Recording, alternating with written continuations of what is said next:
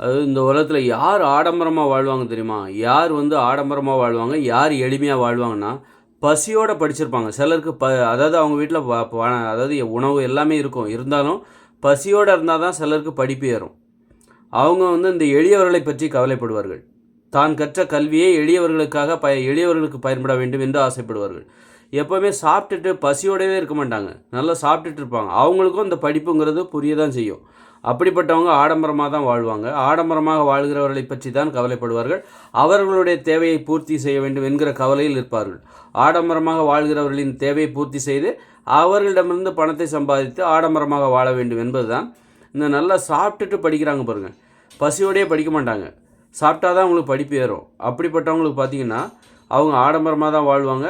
ஆடம்பரமாக வாழ்கிறவர்களின் தேவைகளை பூர்த்தி தான் கற்ற கல்வியால் ஆடம்பரமாக வாழ்கிறவர்களின் தேவைகளை பூர்த்தி செய்து அதன் மூலம் கிடைக்கக்கூடிய வருமானத்தை வைத்து ஆடம்பரமாக வாழ்வார்கள். சிலர் பசியோடு தான் எனக்கு சாப்பிட்டா படிப்பு ஏறாது, குறைவாக சாப்பிடுவாங்க, பட்னியோடு கிடப்பாங்க. அப்போ தான் அவங்களுக்கு நல்ல படிப்பு வரும்.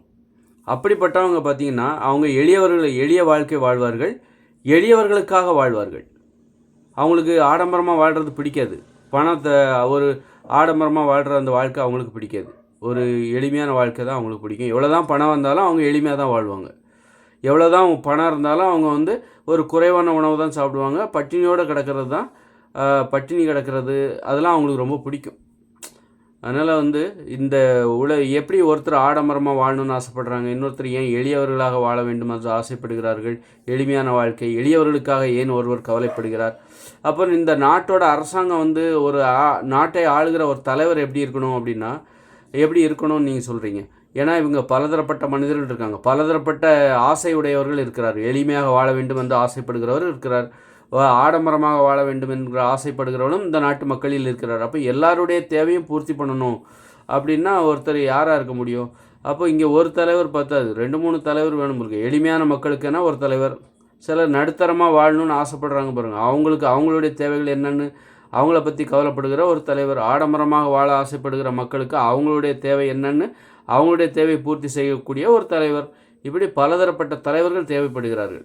ஆனால் நாம் என்ன பண்ணுறோம்? ஒட்டுமொத்த இந்தியாவுக்கும் ஒரே ஒரு தலைவர், அவர் ஆடம்பரமாக வாழ்கிறாரு.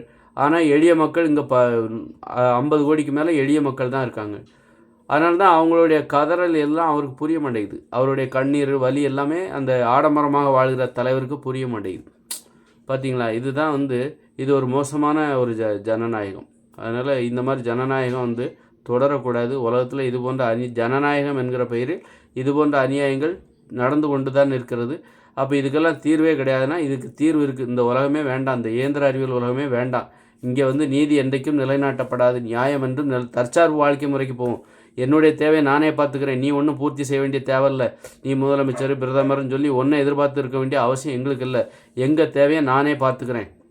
பட்னியாக கிடந்தாலும் சரி, சாப்பிட்டாலும் சரி, அது என்னாலே ஆகட்டும். இன்னொருத்தரை நான் கையை காட்ட வேண்டிய அவசியம் இல்லை. தற்சார்பு வாழ்க்கை முறைங்கிறது அதுதான். நான் நல்லா வாழ்ந்தாலும், மோசமாக போனாலும், நாசமாக போனாலும், நல்லா வாழ்ந்தாலும் அதுக்கு காரணம் நானாகவே இருந்துட்டு போகிறேன். உன் மேலே எனக்கு ஏன் கோபம் வரணும்? ஒன்றை எதிர்பார்க்க போய் தான் ஒன்றை எதிர்பார்க்குற இந்த வாழ்க்கை முறை, பிறரை எதிர்பார்க்குற இந்த வாழ்க்கை முறை, அதுதான் காரணமாக இருக்குது.